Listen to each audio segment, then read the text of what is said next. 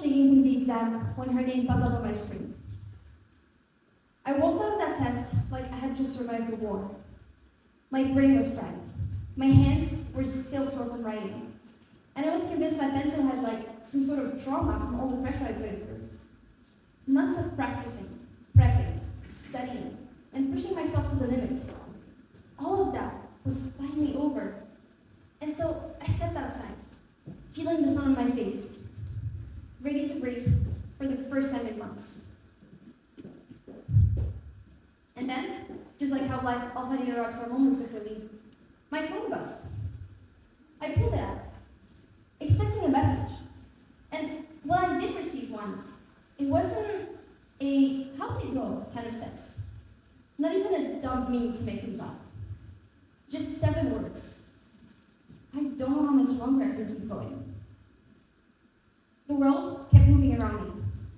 Cars, voices, footsteps. But I just stood there, staring. I mean, what can you even say to that? It'll get better? That's too hollow.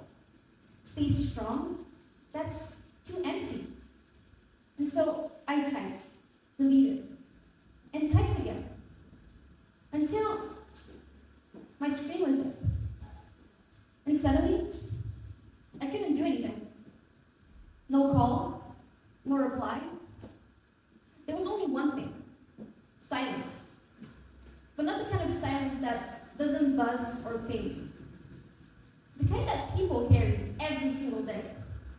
That moment right there was the closest I've ever felt to understanding that kind of silence.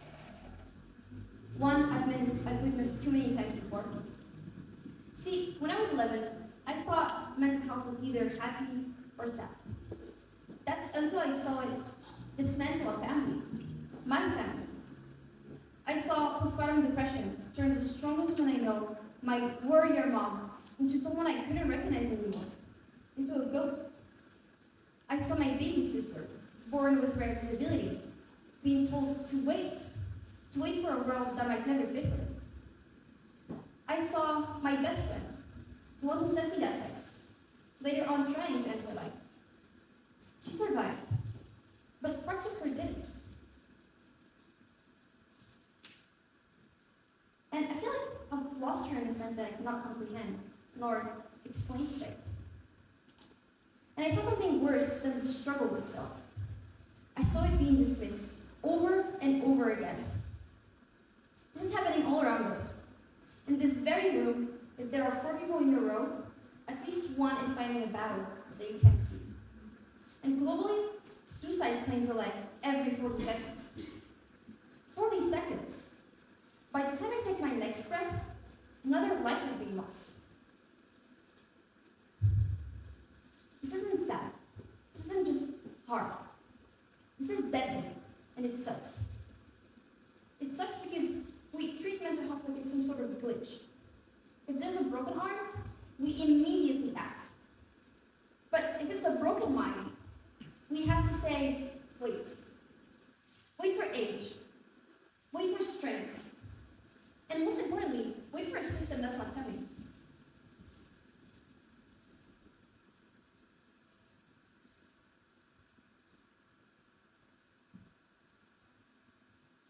See, I reached out to lots of people, and I came to realize one thing.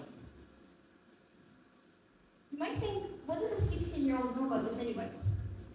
Well, I know this. A classroom with 100,000 kids, but only with one teacher in it. How well do you think that would go? Because that's exactly what mental health support looks like back home. In my country, in Morocco, there's one psychiatrist bed for every 100,000 people.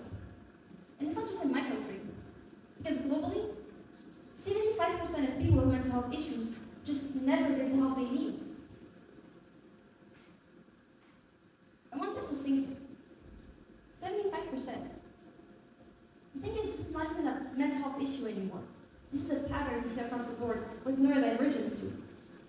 Same story, same lack of support, and same message. You're the problem. You need to fit in. I come to realize that silence kills. Waiting also kills. numbers lie because they only tell part of the story. Let me tell you about Layla. She has ADHD, but medications are banned in Morocco, so she has to smuggle them from Spain and France at times, costing half of her dad's salary.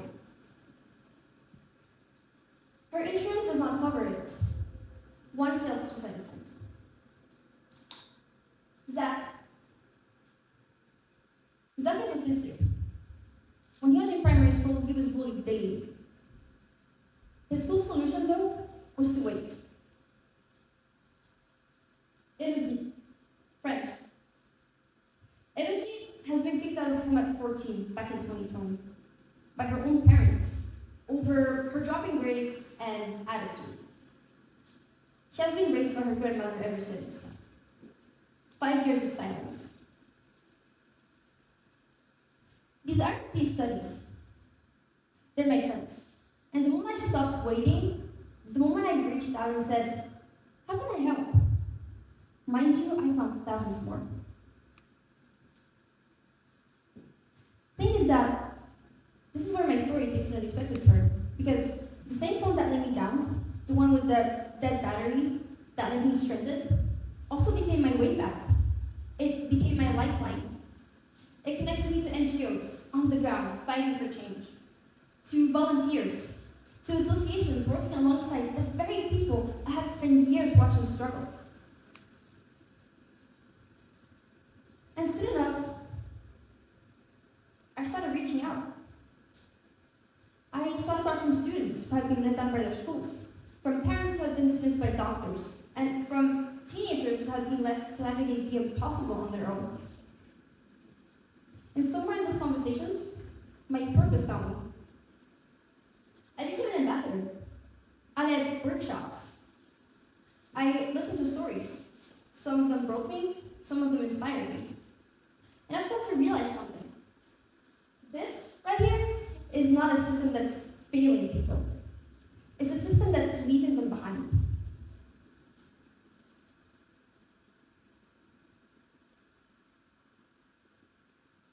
So soon enough, I realized that doing all of this just was not enough for me. So I decided to build my own space, ZoomBrains. My vision is really clear and simple. I want to see a space where Layla doesn't need a smuggling ring to focus, where Zach's quirks become strengths, not targets, and where neurodivergence, mental health support, whatever it is, means community, not compromise.